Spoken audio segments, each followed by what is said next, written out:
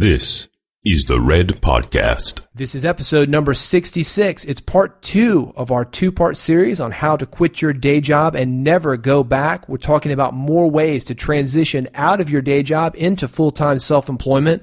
One of the things we'll talk about, burning bridges. Is it ever okay to burn a bridge with your day job employer? You'll find out on this episode of the Red Podcast. This is the Red Podcast. Real entrepreneur development. Make more money, work less, and live a life of freedom. No BS advice that really works. Here's your hosts, David Hooper and Laurel Staples. We're about 3 episodes away from being in the new studio, Laurel. Are you excited? I'm excited, yeah. We got the foam up. Working on our soundproof, sonically perfect room. You've been working really hard on this. We've had the electrician over. We've had drills. We've got moving blankets. We've got all sorts of foam to treat the room for frequency distribution, I guess. I don't even know what it does. Anyway, it looks badass, though. And, yeah, it's going to be fun. Kind of looks like a funky checkerboard Yeah. of foam in there. Oh, yes. Oh, yes. So waiting on a few more things. We're about 3 episodes away, and it'll be interesting to see what it's like to record Red Podcasts with you in the same room. I know. Right now, you're upstairs and I'm downstairs. That's how we do it. So if in 3 episodes this podcast starts like blowing your mind, it's because of your studio, David. This is the Red Podcast. If you're looking for more clients, you want to sell more of your product, or build an audience of loyal fans and customers via personality-based marketing, this is the podcast for you. We're for bloggers, writers, authors, inventors, musicians, anybody with a message to get out, a product to get out, or something to say. We are for you. And we are continuing our discussion, Laurel, how to quit your day job and never go back. This is part 2. If you want part 1, that is available anytime at redpodcast.com/65. It took me a while to do this transition, Laurel. How many day jobs did you quit? I counted them up, 26 day jobs, and people ask me, how did you work 26 day jobs? And one of them, I'll just give you an example. I was washing dishes at a Shoney's in Oxford, Mississippi. It was the only job that I could get. I was a guy with a college degree and long hair. 2 reasons why I didn't fit in, but I did get a job at Shoney's, although they told me to take my earrings out. Aww. Because that's how they did things. And I got in there in the kitchen, started washing, and it wasn't a good match for me. So I just walked out after 2 hours, never went back. Why did you have to take your earrings out to wash dishes? Well, I think it made him a little bit nervous. That with the long hair, you know? You can never tell how these things are going to go in Oxford, Mississippi. I thank God you left your long hair behind. Yeah, it was good for my 20s. Long hair is a young man's game, but that's probably a different podcast. Yeah, we won't go into that on this episode. For me, I quit my mechanical engineering job. I think it's been 7 years ago now. And to go out on my own. So I didn't quit 26 jobs like you did. I just quit one big one. Yeah, you were smarter than I was.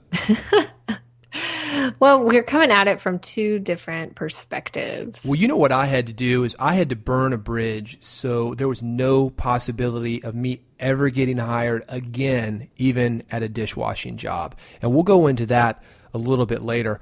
The first thing I want to talk about as far as pieces of advice, if you're thinking about quitting your day job, is a professional presence. And this is something that you need to start now. You need to start acting like a professional this instant, today. What does that mean for you, David, when you say that? For me, it means doing what you say that you're going to do, showing up on time, ending meetings on time. Don't treat it like a hobby. Investing in yourself, doing what you need to do, reading books, making things happen, and not coming up with excuses for why things don't happen. Owning up to it. Whether you believe it or not, I can always tell when somebody is either doing their business as a hobby or doing it full time. Because it's pretty obvious when you talk to them for about 5 minutes, whether this is like a professional person doing this, making money off of it, or just somebody who's kind of fiddling around with it. Can you tell with people? Oh, yeah, absolutely. Absolutely. Professionals treat things differently. For one, they're going to get paid, because this isn't a game to them, and they need to pay the mortgage, and they need to keep food on the table, and they need to have whatever else they need. And they don't treat what they do like a hobby. They respect it. But I think it goes back to the excuses. That's the big giveaway, is they don't make excuses for why things haven't happened yet. They do it. Having the right attitude definitely makes you a professional versus a hobbyist. But I think also having a physical professional presence, such as high quality business cards, not hand cut business cards printed on your home printer, having a phone number with a professional voicemail, having an online presence. Sometimes I can tell when I go to somebody's website. Well, if they don't have a website, first, that's not very professional. But if I go to their website and it's thrown together and it doesn't look good. So I would say every first impression that you can make with somebody, whether it's your business card, your website, your appearance, whatever that looks like, make that as professional as possible, because you only get one chance to make that first impression. Let's break each of those down.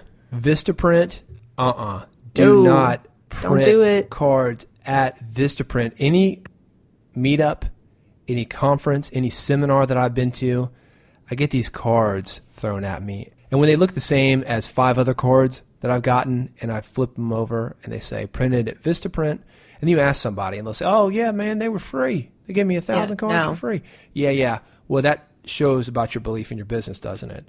Same thing for a phone. If I call you up and I get a message from your wife and she says, this is the Randall family, Joe, Jim Jr., and me, Ms. Randall, please leave a message. You know, it's like, oh, brother. It doesn't give me a lot of faith that you're going to get the message, and it certainly doesn't give me a lot of faith that I can trust you with the message if you do get it. And it's so easy now with Google Voice and all these different tools, not Vistaprint, but all the other tools, to be able to create the voicemail that you want, the phone number that you want, the business cards that you want. All of that is so easy to do. Really don't skip steps on that one. Yeah, you really don't need a phone number. That's the truth. I've got a business phone number that I have not used in probably 3 or 4 or 5 years. I don't need it. I can call via Skype, I can call via my mobile phone, but I've still got it. It's got a professional sounding voicemail on it. And you never know when you're going to need that. An example of that is, and this is for an example of an online presence as well, when I was refinancing my home, this was about 3 years ago, they wanted to know that I was a real business. Now, a lot of these traditional companies, banks, when you're going for a loan, and in this case, a mortgage refinance, they wanted to know that I was for real. And she went to the website, saw that the address that I had there was on the website, knew it was me, saw that I had a different number other than the one that I was calling from. It sounded professional. So that's how she was making those judgments as to whether or not I was worthy for a refinance. Of course, those were a couple of the things, but that just adds up to the big picture. You want to do as many of the little things that you can do to give yourself that professional presence, not just a Facebook page or MySpace page or something that's not updated. It's just really simple things. Just update it, have your own domain, and look like you know what you're doing. I was looking up this company the other day, and I was trying to find their online store, and I eventually found that it was kind of an online store on Facebook. Did you know you can have a store on Facebook? I did not. I didn't either. And I really didn't quite know how it worked, or I had to log in, and it was just totally weird. This business owner needed to find another way to sell her products. It was a more professional presence than Facebook. Yeah, you think about those websites that you go to, and it's like 1995 web design, and you're not sure if the cart is secure. It's just the little things that people look to and the little things that set off people's BS detectors that are either going to get you the business or not get you the business. It's really easy to do a professional website. You could go to Shopify, for example, and have a pretty professional cart or any of these things with templates that are going to look a whole lot better than Facebook. And of course, there are various steps up from that as well, but it doesn't cost a whole lot of money. I want to take it back to the Vistaprint example, though. If you're not going to invest money in the most basic things, something like cards that might cost you $20, $30, that says a lot about your belief in your business, doesn't it?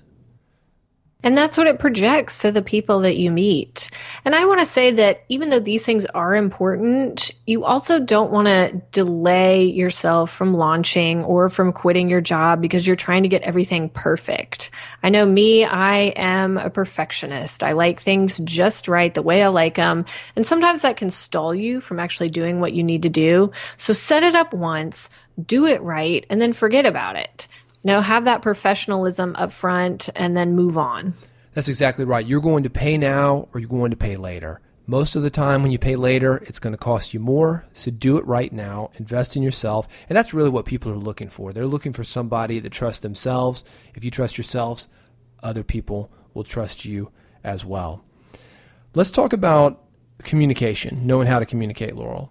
We had an episode. It was number 34, which is redpodcast.com/34. It was about how to make a great first impression. But communication, knowing how to communicate with people, communicate what you do, very, very important. And this never ends. You're going through it right now with your brand new project, Project X. It's still a secret, but it will be announced here shortly. Talk about communication. We mentioned this briefly in the last episode, which was episode 65, part 1 of the 2-part series. But I want to go into more detail about it because communicating what you do is really important. It's the only way you're going to be able to get business, get clients, get customers, whatever you need to sustain yourself. So I would say the first thing you want to make sure is, do you know how to explain what you do? That sounds easier than it actually is. And I'll give you an example that's very similar. Sometimes we run through a speech or a presentation of any type, not just explaining what we do. We run through these things in our heads. And then when the mic opens up or when you're on the lectern trying to give the presentation, what's in your head is not what's coming out of your mouth. So it's very important that you get really, really clear on what you do and be able to recite it front, backwards, and sideways. And a lot of times you're too close to what you're doing to communicate it really well. So you want to run this by some people. I was at an event the other day where an entrepreneur was speaking about his business, and his business revolves around something called design thinking. And he was trying to explain what design thinking was, but he couldn't explain what it was. And he didn't give any examples of what it was. So after he was done, he asked if there were any questions, and I raised my hand. I'm like, I have no idea what you do. And because he was too close to it, he knew exactly what he was talking about. It made complete sense to him, but it actually made no sense to me, and I'm guessing the other people in the room. Maybe practice explaining what you do to somebody else and say, does this make sense? What would you want to know? And once this guy clarified by giving me an example of what he did, example of how he used design thinking, that really helped me. But he didn't know he wasn't making sense. So you want to make sure you are making sense. And the people that you're practicing with, get them to explain back to you what it is that they think you do. Exactly. I mean, you need that feedback right away because you could be telling lots of people and they're going to be too polite to tell you, like, what the blank are you talking about? They're not going to tell you that because it's not their job to explain to you that you are not communicating. So it's your job to make sure you're making sense. And sometimes they think that they know it. A lot of times with me, for example, this podcast, people say, oh yeah, he does something on the internet. Something on the internet. Well, that's a lot of things. Does something with computers. Yeah, close. It is something with a computer. It is on the internet, but again, a lot of things like that. So get really, really clear. For example, with Red Podcast, how would we describe that? I would say, well, the radio on your car? I say, yeah. You turn it on and there's a talk radio there. Yeah. Well, we have the same thing, but it comes through the internet. Done. Internet talk radio. Radio on demand. That's how people understand it. You press a button, it comes on, done. Is that technically the right way to explain it? No. And that's the problem, for example, that podcasters get into. They say, well, it's not really radio. It's not broadcasted. Well, yeah. But we're just trying to explain it to the layman. They don't need to know exactly how it works or what the differences are. We're not trying to explain all the little minutia. We just want them to have an idea of what it is that we do. We can worry about the details later. Same thing with your business. Get people clear on the big idea. You don't have to explain every single reason why you're different when they say something that's similar. So I'd say that's first. Do you know how to explain what you do clearly and concisely? I'd say next is, do you know how to ask for the sale? That's part of communication, because if you don't know how to ask for the money, and I've had some clients that have trouble with that, you're not going to be able to quit your day job and go into business for yourself. So that is a critical question. Don't just assume that people know that you want money from them. On that note, don't assume that people know what you want from them. You need to be able to ask for what you want, one of those things being the sale. That's going to be something you want to start practicing ASAP. You want to get really good at explaining what you do and asking for what you want and asking for the money that you need. And it can be scary when you go into it. I absolutely know that. But I honestly think selling and all these things become fun over time. And as you grow in your communication skills, it'll hopefully become fun to you as well. And asking for what you want makes life so much better. Here's a way that you can start doing that right now. When you go out to eat in the next few days, ask for what you want. If you do not want a pickle on your hamburger, tell them to leave the pickle off. If you want double pickles, tell them to put on double pickles. Ask for what it is that you want. It's the little bitty things like that that make life that much more enjoyable. And it's a great skill for you to develop. You can use this in your relationship, in your current job, any interaction that you have. Do it now. David, you always do that at restaurants. You always have them build your own veggie burger. And what do you always put on it? Pineapples. Pineapples. Yeah, it's not on the menu, people, but you want pineapples. I need you to go find a pineapple and put it on there. Preferably a grilled pineapple. Yep. You're making people think that I'm complicated. Oh, yeah, that's very simple. Veggie burger, pineapple. Give me a veggie burger with a pineapple. Yes, ma'am. I'm a happy guy. But the pineapple, to me, makes it so much better. And it's worth asking for. The only thing that's going to happen is they're going to tell you no if they don't have it. And if they do have it, they're going to make more money off of you. Yep. So everybody wins. Another piece of advice when you're trying to transition out of your day job and into self-employment is that you want to be able to set your schedule, your self-employment schedule. I had a friend that was looking to quit her day job and become a full-time relationship coach. And that was the one thing that she told me is she had this fear of what is she going to do? Like she goes in, quits her job, and the next day she wakes up and does what? She didn't know because she'd been in a job for so long. So what helped her, I believe she sat down and kind of set out what her everyday would look like, what her routine would look like, what her schedule would look like, what would she spend her time doing. And I think that kind of helps you transition into self-employment by planning out, okay, what is going to happen? How am I going to use my time wisely when there's no boss or manager looking over my shoulder and telling me what to do? I have to tell myself what to do now. Yeah, that's another skill you have to develop. I will add that setting your schedule is one thing, but actually maintaining the schedule, doing what you say that you're going to do, that's an entirely different one. And I don't think that that ever gets easier. Laurel, you and I certainly have tried to set schedules for certain projects that we're working on. Sometimes it works, sometimes it doesn't. Sometimes we're too ambitious with the schedule that we're setting. So it's something that we have to get in there and renegotiate. But it's something that you don't give up on. That's absolutely for sure. I'm better at it than you are. Absolutely you are. Yes. Yeah, you're good at it. It's hard for us to set our schedules together. That's not something we're good at. Yeah, and I think that's something that you need to know about yourself. I'm coming from a creative business where a lot of the work was done at night, and I've done this for years and years and years. I like to work at night, and if I could, if I was living alone and there weren't people that were counting on me to do stuff early in the morning, I would work 2, 3 a.m. and not have any kind of problem with it. that's not an option, so I have to work around that. And like I said, it's something that I have to visit and revisit all the time. So understand how you work. What's the best way for you to work? What are other things going on during your day that you have to work around? You want to really maximize your time and your energy. So I think looking at your schedule after you quit is going to be a key component in all of this. And like your schedule, like your time management, nothing is perfect. One of those non-perfect things is that it's never the perfect time to do anything. The perfect time is now, but it's not perfect. It's just the best time, actually.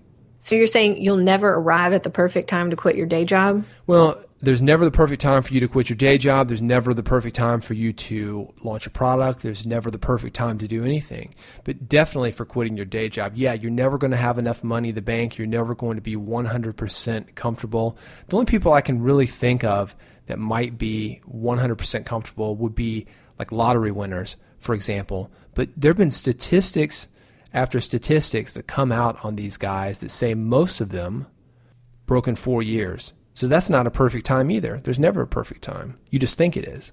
Exactly. And I'd say if it doesn't work, try it again. You know, if you quit and something doesn't work out, maybe like you, David, you go back and then you try it over again. Yeah, we've all seen that guy, sometimes that girl, usually that guy. Let's pick on the guys for a minute. That when he was in junior high, he walked up to the hottest girl in junior high. She was a cheerleader, and he asked her out, and she said, "What? No way." And now he's down on women. Oh, you can't ask these women. They're all nuts. All they're going to do is break your hearts. And he's been a sad sack for the last 25 years because of one thing. You don't want to be that guy. And that's an extreme example. A lot of people do it with business, though. They quit one job, it didn't work out, they go back, oh, I'm never doing that again. And as Laurel mentioned earlier, 26 jobs for me. That's 26 times that I was either fired or I quit. And when I quit, I was usually going to another job that I was fired from. So I had various periods of unemployment within there. You know, I was just going to keep learning those little lessons, keep doing it, and figure out what was wrong with what I was doing so I could fix it, then made it stick. I want to talk about burning bridges. Did you ever burn a bridge when you quit a job? Probably not. I'm really nice. See, for me, and I kind of hinted at this earlier, I had to burn bridges because it was very tempting for me when things got scary in my life to go back and get a job or to get another job. I knew after quitting my job so many times and going back and quitting and going through that cycle, it was like a yo-yo diet, going up, going down, going up, going down. I knew I had to get off the roller coaster. The only way I was going to do that was to be able to burn bridges with every single employer that I had. So my resume was so spotty and so bad that nobody would hire me. If they called references, the references would be bad. And that's exactly what I had to do because I knew that there were opportunities for me. I knew that some people had done this. Why not me? And I knew that I wasn't going to be able to take that exit. I needed a straight shot with no exits if I was going to make this work. That may work for you.